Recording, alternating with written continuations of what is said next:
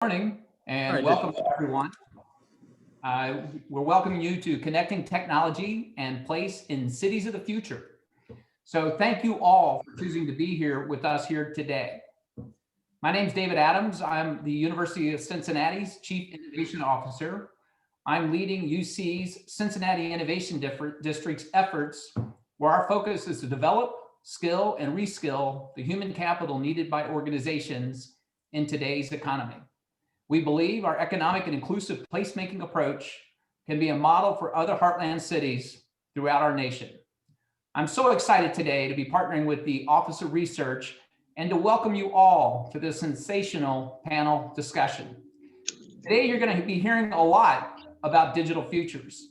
It's a major initiative of Research 2030, University of Cincinnati's 10-year strategic plan for a multidisciplinary research approach, and the name of a planned 600,000 square foot development, including what's coming out of the ground as we speak, University of Cincinnati's Research and Development Facility located at MLK and the 71 interchange.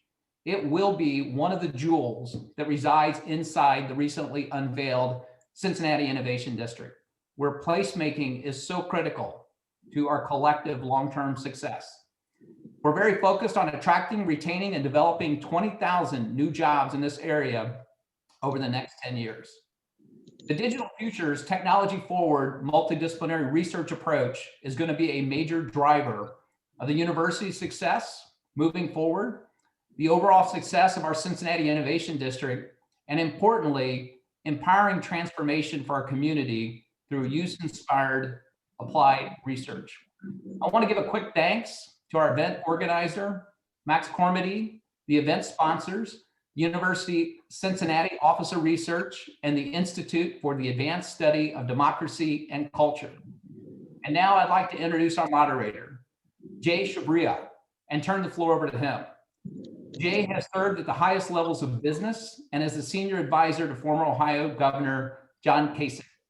Currently, Jay is a managing director at Mercury, a global strategic firm, and he is working closely with UC Office of Research to scale up our digital futures efforts. Jay, with that, the floor is all yours. David, I appreciate the introduction and for the collaboration with Digital Futures. You know, that partnership is really one of the things that sets University of Cincinnati apart. Breaking down silos, it's not usually what academia is known for, but that's what we're going to be talking a lot about today. And look, you exemplified that with your leadership. So this is a second in a series of curated conversations that aims to elevate awareness of the expertise of the University of Cincinnati and highlight its innovative research agendas, skills, and impact areas with the objective of developing trust in research, connecting and developing relationships, and really taking us out of the ivory tower and into the community to make a real world impact.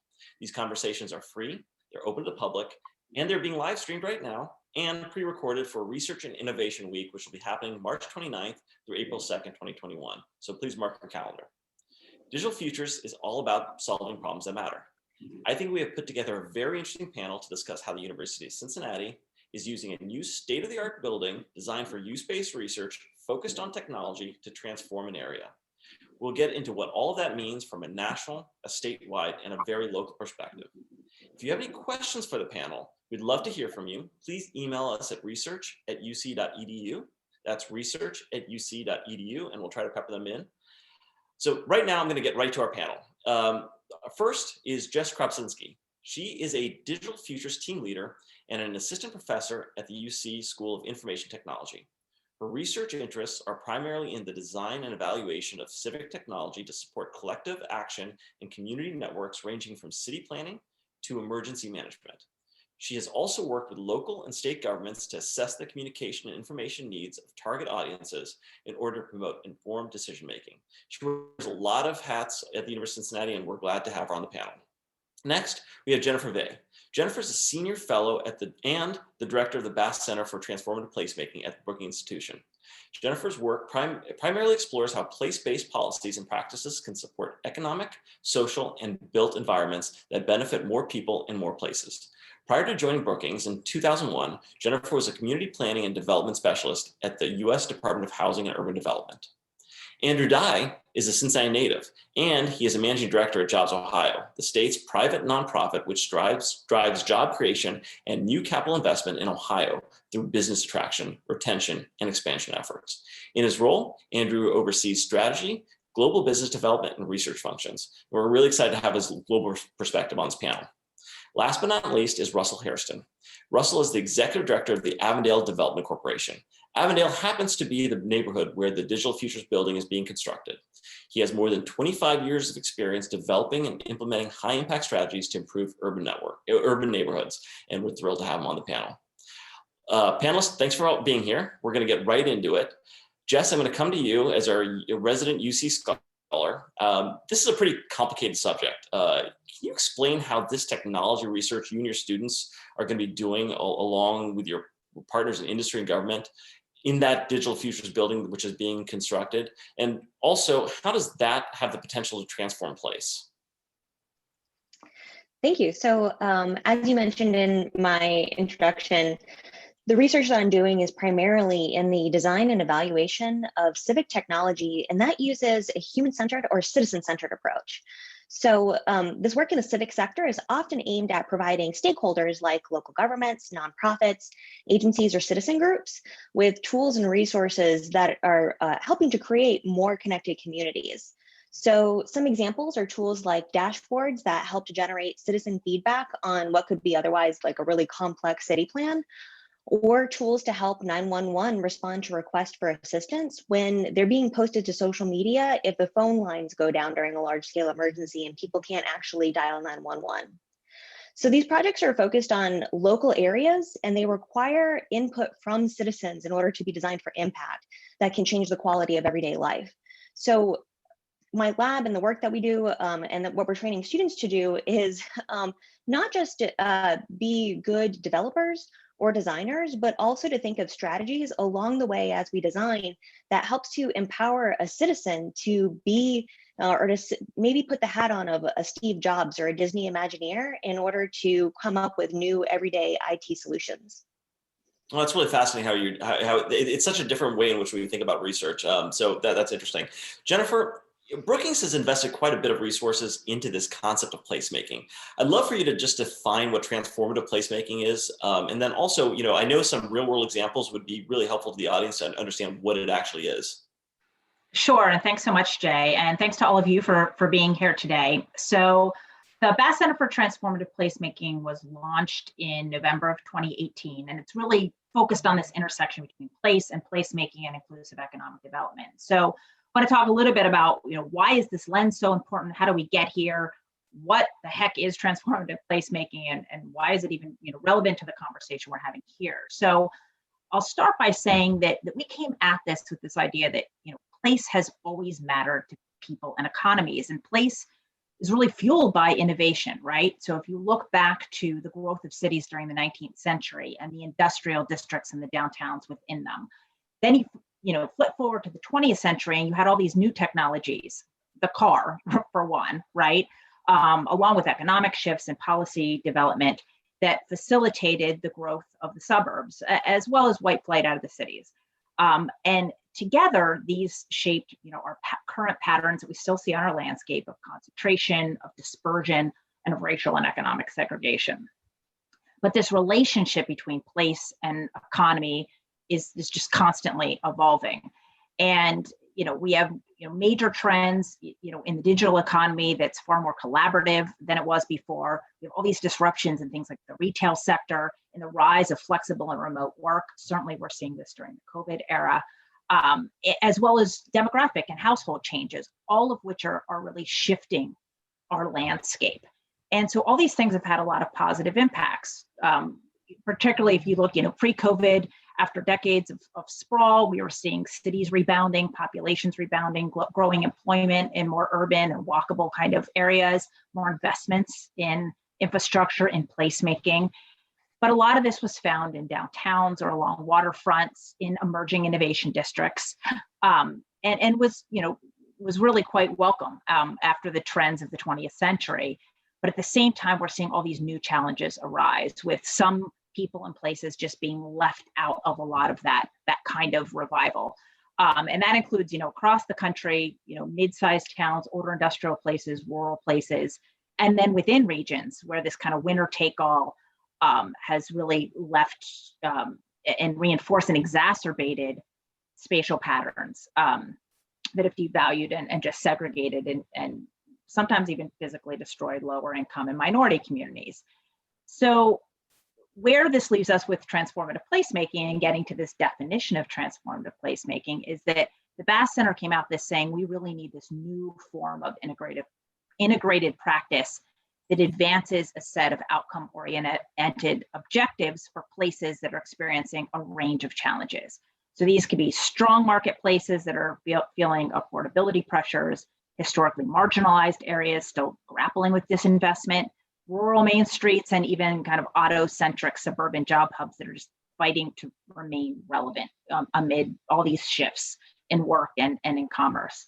So our transformative placemaking framework that we've developed really focuses on 4 things, and I'll talk about these kind of throughout the conversation, but it's really about helping to nurture an economic ecosystem that's regionally connected, that's innovative, that's rooted in the assets of local residents and businesses.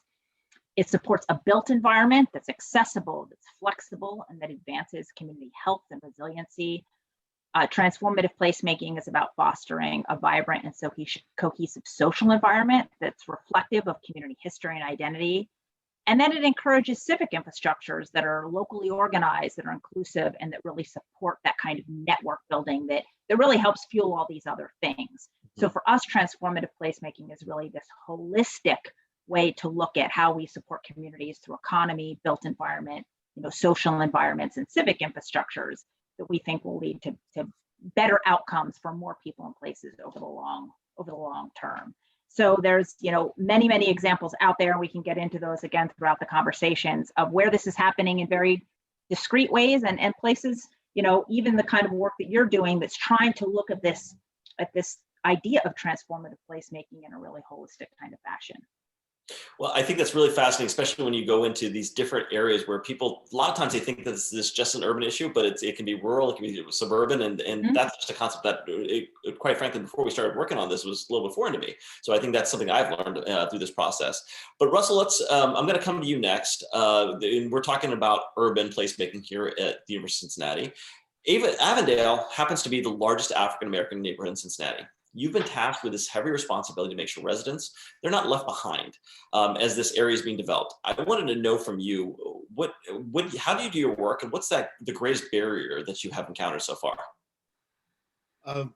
Thank you, and I appreciate the opportunity to join you today, and to hello to all that are joining us. We appreciate you as well. There's a plethora of disparities that affect Avondale. Access to healthcare, housing, education, income, poverty,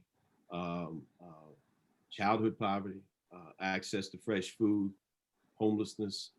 There's a plethora of things. And quite frankly, we often state that we're in an era of a pandemic, but prior to the pandemic and certainly after the pandemic, we will still be in poverty. Avondale's in poverty at 30+%, 75% rental, 25% home ownership. So, we would like to think that our community plan, we recently developed a residentially led community plan entitled the Quality of Life Plan for Avondale, addresses increasing safety, sharing success, strengthening partnerships with the uptown anchors and the community institutions, and improving housing conditions. And I think you do that by improving inclusive livability. I think what you do is we're excited about Urban Futures as being an opportunity to create connected, vibrant, and inclusive communities. There is a divide between North Avondale and Avondale, for an example. There should not be a divide. We're one community. We should be able to work together, grow together, and strive together. And so we're hopeful that working with the high impact community engaged research that Digital Futures will offer will be just the ticket we're looking for to get across this inclusive livability that we're professing to do. I appreciate that. That's really great to understand the baseline where you're coming from too as we get into this conversation. Andrew, I'm going to come next to you. I'd love to hear from a macro level from you as well. So Jobs Ohio is really established to be this nimble organization that can take all of Ohio's interests into account as we think about job creation. You're from Cincinnati, but you've got a pretty global view. How does Jobs Ohio look at the efforts University of Cincinnati is making in these efforts here? Thank you, Jay, and our thanks to University of Cincinnati from the top down. President Pinto, David Adams, the whole team has been a great partner to work with. For those of you less familiar with Jobs Ohio, we were established, it'll be 10 years in February. And we've, in our primary early years, we focused on targeted industries. So advanced manufacturing, information technology, healthcare, those industries that really drive a lot of other economic growth in the state. And 2 years ago, we stepped back and we looked at what are some of the other broader ways that we can help Ohio move forward and lead the Midwest in being sort of the most entrepreneurial, creative, and innovative state. And one thing we made a choice to invest in is innovation districts. And what's happening in Cincinnati, it was the first commitment we made. It was March 6th, Governor DeWine and others publicly announced it with President Pinto. But I think 2020 was a year of action for the innovation district. And I think the digital futures building, it's not an understatement to say it's one of the most important new pieces of real estate in greater Cincinnati. So our job, Jay, is really to shine a spotlight on it from a business development standpoint. The way we're organized at Jobs Ohio is through 6 regional partners, and our regional partner in Southwest Ohio is Ready Cincinnati. Ready Cincinnati has made the Cincinnati Innovation District a key part of their 5-year plan to grow the region. And we're actively pitching the future real estate that will be available in the 3rd quarter of this year. So we are very, very excited about the Innovation District more broadly, and then also specifically the Digital Futures campus. And it's just the next phase of sort of planned growth from the interchange, the investment the state made 5 years ago now. So it'll be exciting to see this campus come to life. Thanks, Andrew. I appreciate that too. And look, it really does speak to how we're using new space research here to actually try to drive job creation and connect those kinds of things. It's not something that necessarily people think about instinctively. So, but we'll get into all of that as we get through this. Jess, I'm going to come back to you. I'd love to know what the real world impact that your research program has or could have, 5, 10 years from now. And how does this work advance transformative placemaking, in your opinion? So I'll say that my research program has had some real world impacts, but this is really through effective partnerships and not just through the work of faculty or students working in an isolated lab. And that's really what makes UC's efforts to create spaces for partnership like the Digital Futures Building so important. So a research team each research team that's going to be a part of this building was selected because they have a really great interest in partnering with industry and communities. And my team has done that in trying to create some innovative tools. For example, I mentioned a tool that helps to identify somebody requesting help on social media when it's not possible to call 911. Tools like that have the potential to save lives, but the metric of success isn't how many papers we can write about it when it comes to that sort of transformational placemaking or having impacts on a community. It's whether or not an actual call center is willing to adopt it. And so it's the same for any tools that are intended to advance transformational placemaking. It's really the technology plus the partners that are willing to adopt it. And so I found that when we co-design this with stakeholders and citizens, there's more potential for that. And so I'll also say that, within the next 5 to 10 years, I hope to really take some of the prototypes that our team has been working on. And when you hear the challenges that Russell talks about, they're complicated. And so, I'm in the long run, I'm relatively new to the city of Cincinnati. And so it's going to take within those 5 to 10 years, I think that being a part of this space is going to create those opportunities to help us establish the right partners to maximize the impact of these tools that we're creating. That's fascinating. And look, and for everyone watching right now, I really recommend you read some of Jess's research and some of the things that she's doing, because it does have that real world impact that we're kind of striving for. I mean, too many times we think about research as something that's over there, but this is really in our communities, and how can have something that, you know, save lives, as Jess said. So that's kind of the goal here. And that's, to me, that's kind of exciting. Jennifer, transformative placemaking, it doesn't happen by accident. You and I have talked about this a little bit. There's a very deliberate nature to this, and if it's going to be successful, I think, and if you're trying to do it well, I'd love to know, you know, where you've seen that deliberative nature do well. I mean, with city leaders and, you know, university leaders, they kind of work together to make it work. And then, what mistakes can you see and Digital Futures avoid? Sure. So I'll sort of talk about that second piece of the question about kind of challenges and pitfalls, and then talk about this engagement piece, which is really part of it. So if you think about that framework I presented, right, around economy building, built environment, social, and the civic engagement, there are potential challenges, you know, in all these areas. So, for example, we talk about, you know, the need for these places to have a strong, connected, locally driven economic ecosystem. But, you know, on one hand, a lot of economic development doesn't always think about place, right? It's kind of place agnostic, particularly at the regional scale. Or when it does look at places and communities, it's focused often heavily about bringing that outside investment in, but not necessarily how to invest in communities to really support locally led growth and wealth building, right? Investing in local businesses, investing in the people who are there and having their voice be part of it. So that's one potential, you know, pitfall, and we see it time and time again. I think the second, you know, on the built environment, for example, here's another place where, and we see this sometimes in innovation kind of communities, where there's a lot of new shiny buildings, but they're sterile, they're not human scaled, they're not transparent, right? People want to know what's going on in these places. There's exciting things happening, but if people feel like there's a big barrier and there's no windows and no one knows what's going on in these buildings, and you wind up creating kind of a built environment that's not really going to create the kind of economic dynamism and innovation that you want.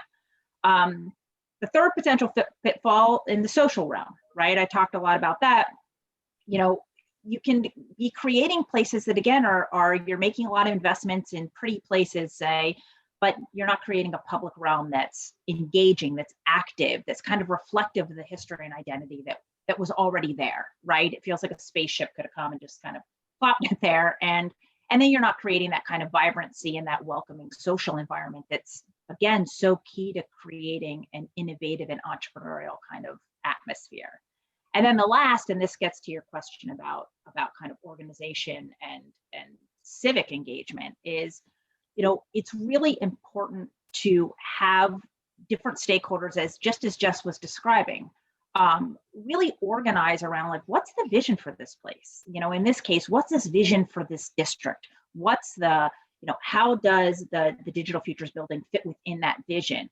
And by unified vision, that's the unified vision of the university, of the community members, of the other stakeholders that are part of this. What do people want to see, and how do they develop a collective set of strategies where everybody's kind of moving in the same direction to get there, and to be able to advocate for it, right? Because the public sector needs to be involved too. And it's a lot easier to say, hey, these are the kind of investments we need here. This is the kind of infrastructure we need, for example, if everybody's on the same page around and moving in that same direction. So, you know, the pitfall is, if you don't have that organizational structure, then you just have a lot of disparate actors kind of doing their thing, but you wind up just having 1 + 1 maybe equals 2, as opposed to, you know, 1 + 1 equaling 5, for example. So again, you know, I think Urban Futures seems to be on the right track in terms of leveraging these strengths in the way that Jess described and that you've described. So it'll be great to see this evolve over time.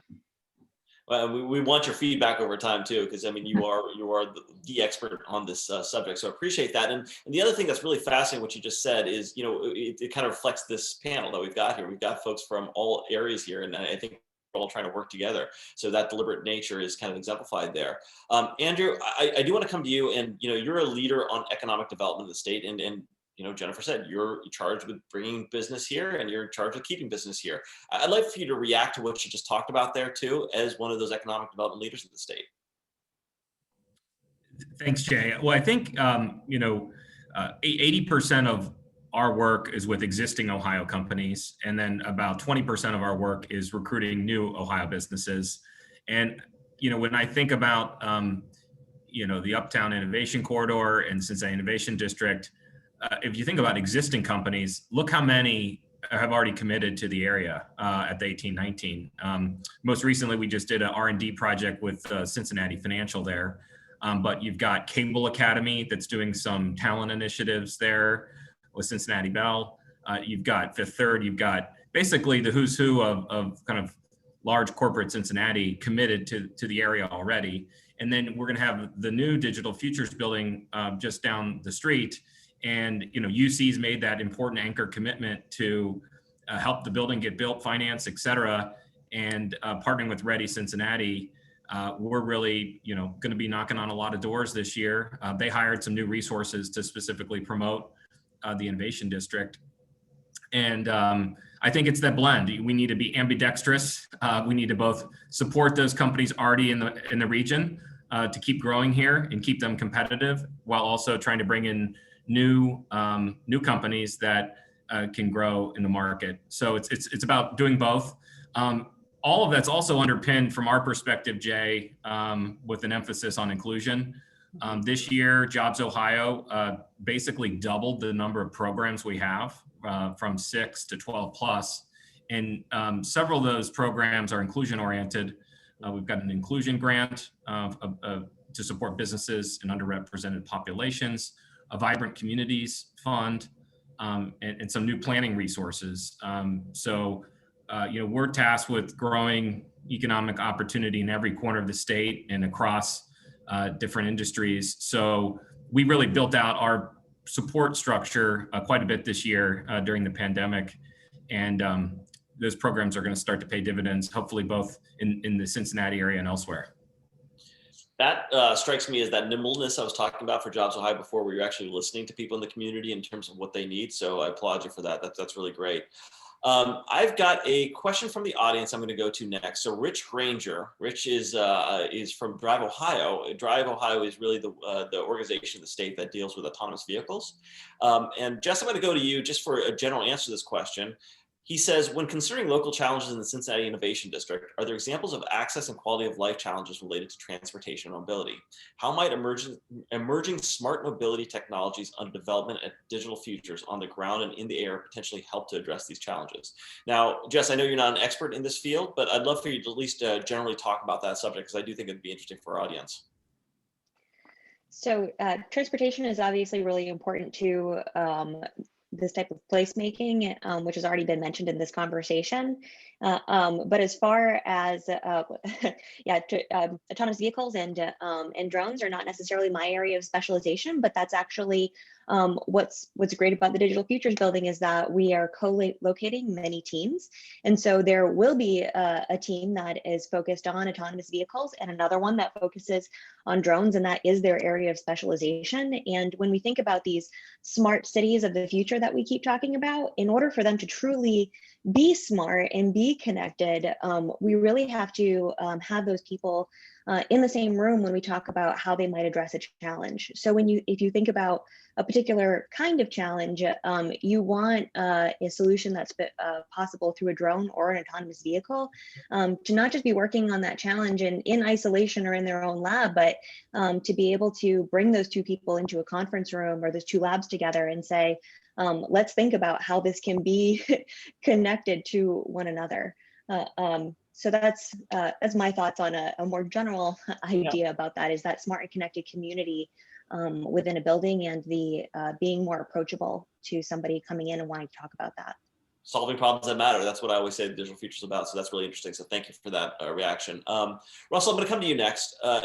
Jennifer, in her last answer, really talked about transparency in the community, letting people know what's going on in that building. So I want to actually talk about this Digital Futures building, which is going to be the state-of-the-art technology, use research-based driven center. How do you think it's going to benefit the residents of the community? Or how do you hope it's going to benefit the residents of the community? Well, we hope that the community engaged, that there's community engagement throughout the process. And I think that community engagement, working with that high impact research will produce change. You know, you had mentioned earlier, partnerships. Let me say that we feel we've got quite a list of partnerships, public-private partnerships that we've developed, certainly to address those issues around systems change and structural, racial, and economic inequities. Recently, the naming of the Social Justice Center, led by Eddie Cohen and Raquel Smith, and also the leadership of Sandra Jones Mitchell with the Avondale Community Council, working with Beth Robinson and Brooke at the Uptown Consortium. Together, we do community engagement where we hope that the residents are part of the process leading into the actual effects of what the Digital Research Center is trying to bring about. I think we should be involved in those discussions. We look forward to being involved in the community engagement process to where they feel it's part of the community. When you're building $1 billion worth of effort throughout the community, you know, the first thing residents are worried about is displacement. They're worried about, is this for us? Where do we fit in? We've got to continue to work in partnerships of those I've mentioned, as well as many more with our Uptown anchors. By doing that, we brought about a grocery coming in this spring, which will, we hope, solve the food desert crisis that we've been living under for years. The same thing we feel with the social justice, same thing we feel, pardon me, with the Digital Futures building, in that we're going to be able to do community engaged planning process, as well as be part of the process of solving our own problems as well as societal problems. You have to be at the table to make a change. And we feel this gives us an opportunity to sit at that table. And boy, do we have a lot to say when we get there. Thank you. Well, for one, I'm glad you're at the table, because I think efficacy is built by these kinds of conversations and making sure that everyone's needs are met, and at least they have a say in these kinds of things. Jess, as our resident UC scholar, I'd love for you to react to what Russell just said there. So I think that speaking for my team, but also I feel like it applies to most of the Digital Future Anchor teams, is that we want to keep our thumb on the pulse of the community, but that's it's pretty difficult when you think about a researcher's metrics of success. We're trying to compete to be the most innovative, not just within our area, but globally. We're trying to keep track of emerging literature. We're trying to publish. We're trying to attract funders to support our work so that we can keep, you know, students moving forward. And but it's what's really exciting about the Digital Futures building is that a team wants to be there, and there's also going to be these intentional programming efforts that support this type of increased interaction among members of the surrounding community. And those programming efforts help to reduce some of, not that it's a burden, but, you know, trying to keep it on the radar in addition to juggling a lot of balls. And so the first floor is really intended to be this more welcoming and activated space where members of the community can be there. It's and obviously we need to keep in mind a lot of those pitfalls that Jennifer has or has mentioned. A lot of UC buildings are classrooms or offices with closed doors, and when those buildings were created, I don't think the intention was for it to be disconnected from the community, but the intentionality of Digital Futures in the Innovation District is to be more connected and to sort of work harder to create the type of positive environment that we've been circling here. So I think that's really interesting, and it's one of those things that we always struggle with too, as we're trying to move a neighborhood forward.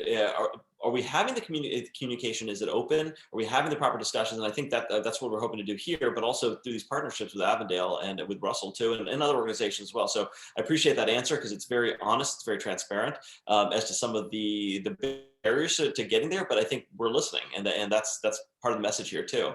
Jennifer, I want to stay on this theme because when we're talking about an urban neighborhood, and when these kinds of developments are coming in, sometimes we get the word gentrification thrown around. And you have written about this a little bit, and it's not been a major focus of yours, but you've written about it a little bit too. And it's something that I find interesting about how transformative placemaking is not really gentrification if it's done right. I'd love for you to speak about that for a while, because I think that's an important piece to round out the discussion we're having here. Yeah, absolutely. No, and this is a big issue, and it's a question I think that comes up a lot in this kind of context, and particularly in the context around innovation districts. So first of all, I want to sort of level set by saying gentrification is also a word with a whole lot of definitions. So, on one hand, it's kind of traditionally been used to describe where there's out and out displacement, right? Where you have wealthier residents moving in, the people who are there actually can no longer afford to live there, and so they're sort of forced out of the neighborhood. But it's also used to talk about kind of the cultural, almost like cultural displacement of neighborhoods changing rapidly, and people saying, I don't feel like this is my place anymore, right? I might have lived here my whole life, and it's changing so rapidly, and I'm not really part of that change, and I haven't been engaged in that change. So on one hand, when we talk about particularly around displacement, there's kind of overriding evidence, and there's been a lot of work done in this space that actually shows that there are far more communities in this country that are stagnating or either slipping into poverty or already high poverty areas, low income areas that simply aren't seeing investment and change. And that's actually more prevalent than being threatened by rapid growth. But even in those contexts where you can see changes like innovation districts coming, it still can lead to fears around kind of that cultural displacement as well. And so how do we guard against that? And that comes back to a lot of the things that we've been discussing here in terms of how the community is really part of a growing area like this, or an area that will be growing, in years down the line. And so, transformative placemaking, by definition, by the way we've constructed this framework, is about ensuring that the community is deeply part of, benefits from, and actually is a driver of investment and growth. And this happens really in a whole range of ways. So, first of all, when you talk about innovation, it's really hard to talk about innovation if you're not talking about diversity, right? To innovate, you want all minds on problem solving, because people are going to bring their own thoughts and their own life experiences and their own knowledge to bear on a problem. And if you only have a narrow window of who's solving that problem, it's going to be really hard to create solutions that actually work. So, on one hand, when we talk about this, engaging the community and how they're part of it is, how are you deeply, bringing people through the pipeline so that they're part of the innovation that's happening there, through education and skill building and, programmatic areas that are bringing people into this building, into this space to solve problems. Certainly, if we talk about how you engage the community, another way is thinking about all the other growth that's happening and how people are part of that, right? So if this is a growing area and it becomes more dynamic over time, there's going to be more demands for a whole range of businesses, even outside the innovation space, restaurants and retail and all the other kind of things that come with growth. Well, who's part of that, right? Are they local businesses that are coming to serve that market? Or is it, again, bringing folks in from outside? If you want to have the community benefit, how are you supporting local business owners to really be able to take part of that growth and be part of that growth? So those are some of the ways from the economic standpoint. Again, coming back to this framework, the built environment. Well, if we want to talk about how the community is part of this kind of development, do they feel like the physical realm are they connected to it? Can they access this area easily? Are there the physical connections? Are you creating public spaces and activating them in the ways that people feel like, they had a voice in the creation of that? They feel like they want to be able to use that space, that they're not, they're not for other people who are maybe part of the university, campus, but not really for the neighborhood. Well, how are you ensuring that these are spaces that really feel good for everybody and are reflective of the community that they're in. And that really gets to that social piece as well, right? Because if you do that well, you're going to be having a whole mix of people that's creating that kind of dynamic atmosphere, which is exactly what you want. And then the last piece, again, civic engagement, just making sure that people from, are engaged in the process, that they're part of it, and not just kind of nominally or, episodically, but really the people in the community are really drivers and key players in everything that's happening. And so when we talk about, gentrification, these are some of the ways that the transformative placemaking, guards against that and really makes these places that work for everyone.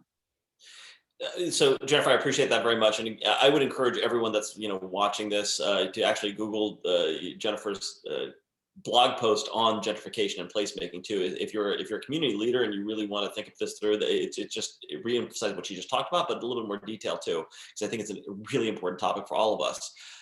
Andrew, we've got a lot of questions coming in about poverty reduction and some other things along that nature. And I want to come to you with one of them here. So this says, will there be specific measures taken, and this is directly to you, at Jobs Ohio, to include local residents in the workforce development schemes? I'd love for you to, and I know Jobs Ohio is a macro organization for the state, but you've instituted these new programs. Can you talk a little bit about your workforce programs too, so that we're making sure that Ohioans and people in this community are going to benefit from some of these efforts that you have? Sure. So initially, our talent initiative was centered around a company making a new commitment in Ohio, could be existing company or a new company, that was going to hire 50 new people. And as part of the incentive package, we as a service would help them find people for the jobs. So we call that our talent services. And that's been around for several years. This year, we've expanded our talent strategy. Obviously, with what happened with the pandemic, there were a lot of displaced workers. And so we're currently wrapping up a pilot in Cuyahoga County in Cleveland called Ohio to Work. And that's focused on helping displaced workers find new career paths. We provided funding to different intermediaries up there to help displaced workers find new career paths. One firm in Southwest Ohio that we've worked with that again has a tie to 1819 is Cable Academy. If you're not familiar with them, I'll post the link in the chat. But they've been focused on pathways to entry-level tech jobs. As it relates to the Urban League, our most recent interaction, I saw a question about that. This summer, as the sort of statewide mask requirements were coming in place, we donated 2,000 boxes of PPE toolkits with the Urban League, and we were trying to support small businesses in the area to stay open and to operate safely. But there's probably more we can do together in the future.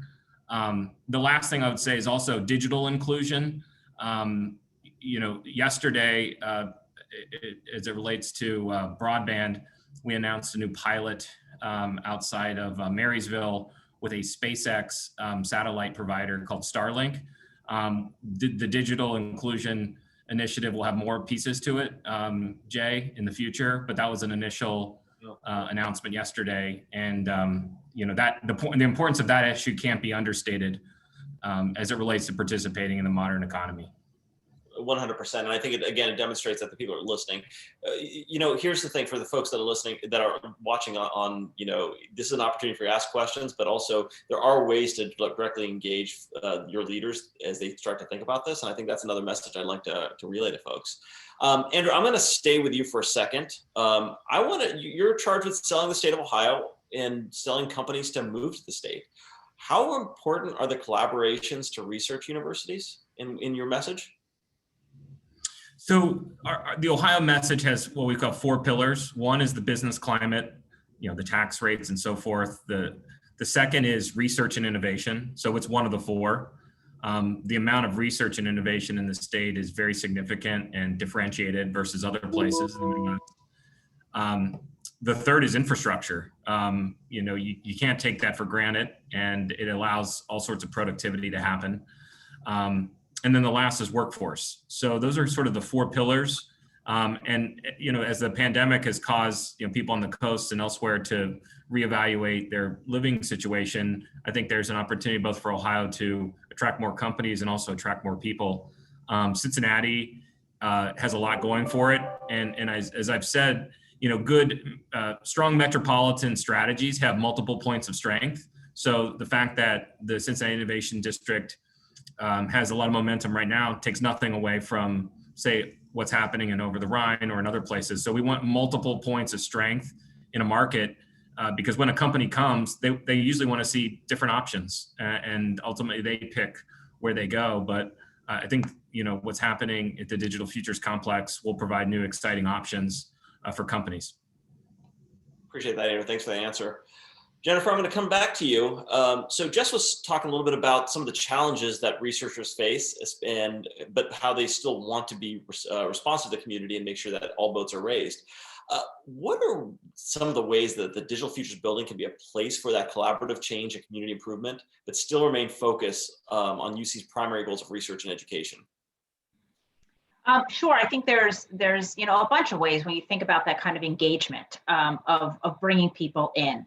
And I think that follows a spectrum. One, how do you bring in even school kids and others into the space so they know what's happening there and they can get excited about the kind of work that's going on there, and they can see themselves in it, maybe down, in the future. Even aside from just visiting the building, are there, programs that can be crafted to bring kids in after school, say, to focus on different issues or to work with some of the folks that are in the building, around problem solving. At the same time, there's, thinking about how do you engage even other institutions in the area. So for example, I happen to live in Baltimore. One of our kind of innovation districts, if you will, is centered around a biopark with University of Maryland. And that biopark, they actually have a lab tech program with the local community college that's embedded in the building. And, this is an example of, by doing so, you have people that are part of the ecosystem of the area. And, students then can see what's happening. They can take internships by riding an elevator instead of having to take 2 buses across town. So thinking about ways to, engage other educational institutions or training programs where it's actually happening right in the building so that people really feel like they have access and familiarity with what's happening there. So I think there's, the key here, and I think we've talked a lot about this, in this conversation, is just really getting creative with ways that people feel like they can access the building and come in informal kind of ways. And that might even be through having, a coffee shop or whatever the plans are for the ground floor so that people can come into the building and just experience what's happening there, in an everyday basis and feel welcome in doing so. And then through these kind of more formal mechanisms, whether it's school kids or others, that have people actually more actively engaged in what's happening inside the building. It sounds almost common sense stuff, but it maybe, in the planning of so many of these places around the country, it doesn't take place. And but I think it certainly can be. I'm glad we're having this conversation. So thanks for that. Russell, I'm gonna, come back to you on this. I'd love to know from you, you just heard Jennifer, what she just said, and we're going to keep on this theme.